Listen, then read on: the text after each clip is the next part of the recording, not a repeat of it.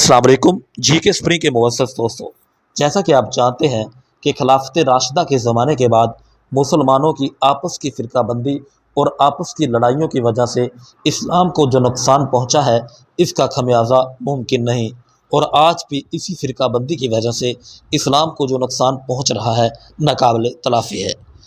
آج اس مختصر سی ویڈیو میں ہم بات کریں گے حدیث کرتاس کے بارے میں، جس کو عرف عام حدیث قلم و کاغذ بھی کہا جاتا ہے۔ یہ صحیح بخاری میں بھی موجود ہے اور اس طرح شیعہ کی کتابوں میں بھی موجود ہے۔ اس حدیث کے مفہوم کے مطابق جب رسول اللہ صلی اللہ علیہ وسلم بستر مرگ پر تھے تو آپ نے صحابہ اور اہل بیت جو اس وقت آپ کے پاس جمع تھے کہا کہ میرے پاس ایک کاغذ اور قلم لایا جائے، میں آپ کو ایک ایسی وصیت تحریر کرنا چاہتا ہوں جس کے بعد آپ کبھی گمراہ نہیں ہو سکو گے۔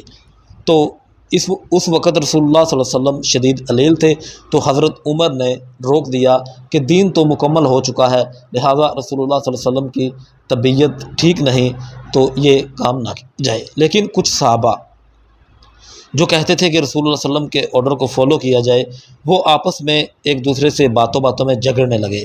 یہ بات رسول اللہ صلی اللہ علیہ وسلم پر بڑی گراں گزری تو آپ نے منع فرما دیا، یعنی کاغذ قلم لانے سے۔ تو اس حدیث کے بارے میں مسلمانوں کے فرقوں میں ہمیشہ سے شدید اختلاف رہا ہے، کیونکہ شیعہ اس حدیث کو بنیاد بنا کر حضرت عمر پر اٹیک کرتے ہیں کہ یہ ساری غلطی حضرت عمر کی تھی۔ سب سے پہلے وہ یہ کہتے ہیں کہ ہر صورت میں حضرت عمر کو رسول اللہ صلی اللہ علیہ وسلم کے آرڈر کو فالو کرنا چاہیے تھا۔ دوسری طرف وہ یہ کہتے ہیں کہ اصل میں اس واقعے میں جو رسول اللہ صلی اللہ علیہ وسلم نے کاغذ قلم منگوانا تھا تو حضرت علی کی جانشینی کے بارے میں لکھنا تھا۔ یہ جھگڑا آج تک دنیا میں موجود ہے بہت سے عالموں کے درمیان۔ مولانا شبلی نعمانی رحمۃ اللہ علیہ نے اس جھگڑے کو ختم کرنے کے لیے کہا کہ اس حدیث کو غیر موضوع قرار دیا جائے، یعنی ضعیف قرار دیا جائے۔ تو جو دوسرے دیوبندی اور وہابی عالم تھے انہوں نے کہا اگر آپ اس حدیث کو ضعیف یا قرار دیتے ہیں اس روایت کو، تو پھر آپ کو اور بھی بہت سی حدیثوں کو قرار دینا پڑے گا۔ تو انہوں نے کہا کہ پھر اس کا حل کیا ہے؟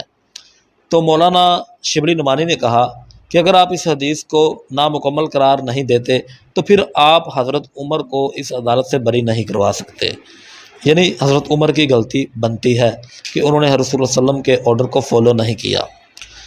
یہ اختلاف مسلمانوں کے آپس کے فرقوں میں ہمیشہ رہا ہے، لیکن اس کے بارے میں اب ہم اپنی رائے کیا قائم کر سکتے ہیں؟ اصل میں ہمیں جس طرح کا اسلام نے درس دیا ہے اس کے مطابق ہم کسی پر طعن و تشریح نہیں کر سکتے، تو اس لیے ہمیں اس روایت کے بارے میں مکمل خاموش ہونا چاہیے، اور اگر کوئی رائے مانگے کہ رسول کے آرڈر کو حضرت عمر نے فالو نہیں کیا تو اس معاملے میں ہمیں یہی رائے رکھنی چاہیے کہ حضرت عمر نے یہ غلطی کی، تو اس طرح یہ معاملہ ختم کیا جا سکتا ہے۔ یہ حدیث کرتاس والا معاملہ لے کر شیعہ سنی اختلاف بہت زیادہ بڑھتا جا رہا ہے۔ آج کے زمانے میں بھی شیعہ سنی اختلاف اور ایک دوسرے پر جو لعنت اور طعن و تشریح کرتے ہیں، اصل میں یہ وجہ ہے۔